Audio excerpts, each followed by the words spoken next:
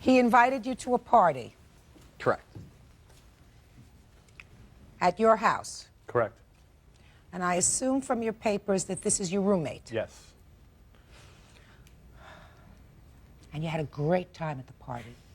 Incorrect. Well, you must have had a pretty good time at the party because you got blotto drunk, according to the papers, his complaint and your answer. You fell asleep on and then relieved yourself on his couch, True. ruining the couch. I assume so. You want the money for the couch? Yes. You've paid him $1,000. Slightly over $1,000. How slightly? Yeah, I haven't calculated. It's something like $1,025.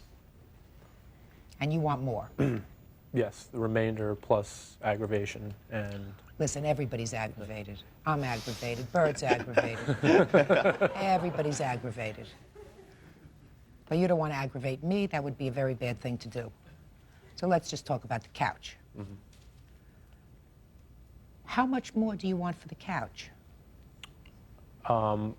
Subtracting his $1,000, it would be roughly $2,300. Show me the bill for the couch. I have it right here. The total being $3,139. Let me see. And it's right there.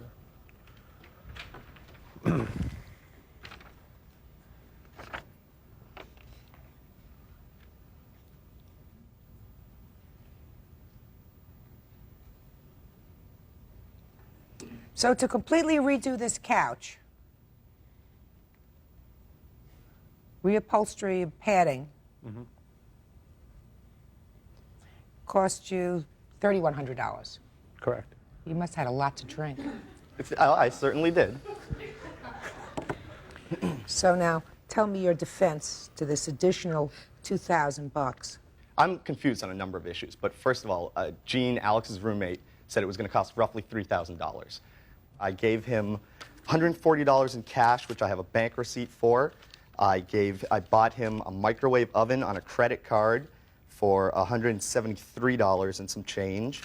I did 1 day's work for him, helping him move his mother's apartment or something like that, which he said the fee would be $50 that he would deduct. And I also rented a budget truck to help him with that, which was approximately $50. And so that totaled somewhere around $400. He wanted more quickly. There was no way I could raise it. He insisted that I call my father to try and get the money from him. Gene and my father spoke over the telephone.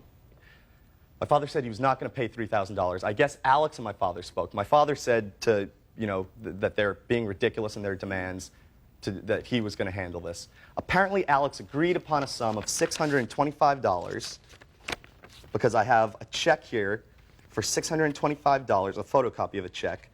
The note says, for John's accident, paid in full, written 1/30/98. Can I see it? You certainly can. And Alex cashed that check and signed it on the bottom, ostensibly to give to Gene. Now, I don't understand why Alex is suing me since it was Gene's property that was damaged. I further don't understand if the couch was so expensive that Gene insisted I sleep on that couch instead of the less expensive couch, which was downstairs. This couch was in Gene's room. I could explain that, Your Honor. It doesn't make any difference because nobody, how old are you? I'm 23.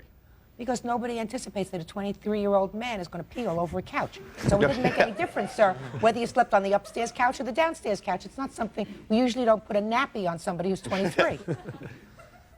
When his father sent you this check, did you see a notation, paid in full?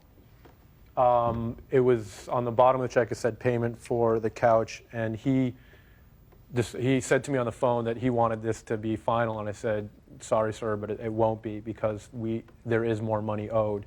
And he may believe that that was the final payment, but I had warned him that it wouldn't be because it was going to incur, as you can see on the invoice, additional money. That's not what I asked. That's untrue, Your Honor. Just I'm a sorry. second. That's not what